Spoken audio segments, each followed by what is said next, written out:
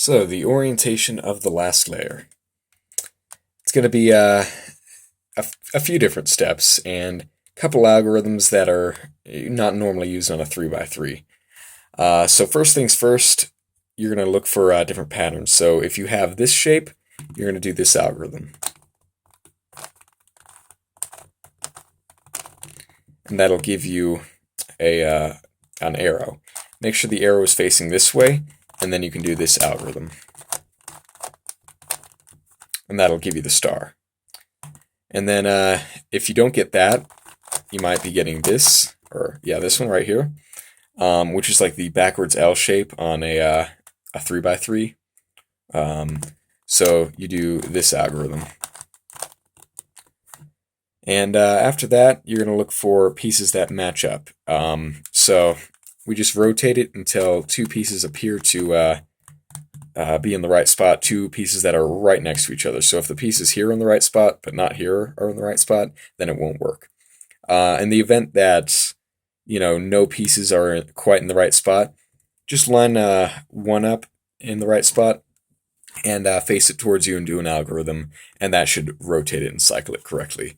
And then once you get these two in the right spot, you're going to face this one towards you and the other one to the bottom left. And then you do this algorithm. And you might have to do it again if it doesn't cycle them all the way through the first time. So there we go. And once you get that, you're going to have to do the corner pieces.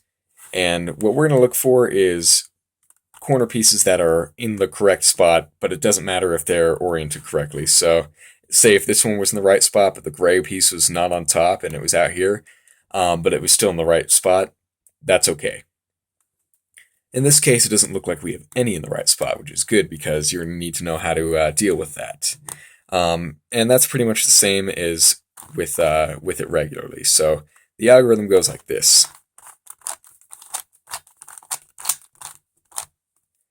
And that should cycle these through until looks like we have one that's in the right spot here. So it's on the blue side and the pink side. So we have the blue and the pink. And looks like we got one that's over here that could go over here, but we don't need to do that. But this one will go over here. So these two essentially need to switch. These two need to switch. So what we're going to do is we're going to put this on the left side and do that same algorithm again. And you don't have to pay too much attention to necessarily like what's going on in the other spots. But what you do want to look for is two that are here, because you don't want this. You want them to be right here like this. So it's going to be another time around, I think we could do that. And what that should do is, okay, so yeah, we got another one that's in the right spot here. So that sometimes happens. If that happens, bring the new one to the left side and then go and do the same exact algorithm. And kind of keep doing that. If you want, put it on the right side there if it doesn't line up the first time, and then go.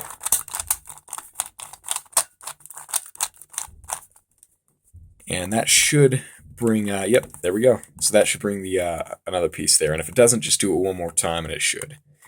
So now that you got two correctly placed pieces in there, you're going to do that same algorithm until these ones are all in the right spot. So this is a pretty important algorithm to memorize. You're definitely going to be using it a lot. So we did it once, it didn't work. We do it one more time and it will. There we go. Now all the pieces are in the correct spot, but not flipped correctly. So we're going to just take one of them and do this algorithm.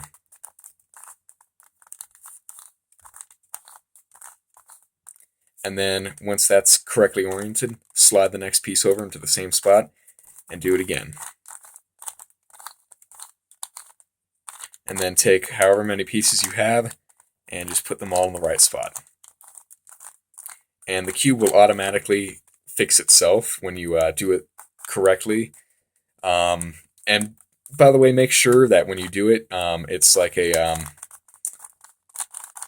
it's one of those things where you have to go through and bring it back all the way. Even if it's in the right spot already, you still want to bring it back, because if you don't, it'll mess it up permanently, and you'll have to solve it again. So, yep, that's pretty much it. That's how you solve the last layer.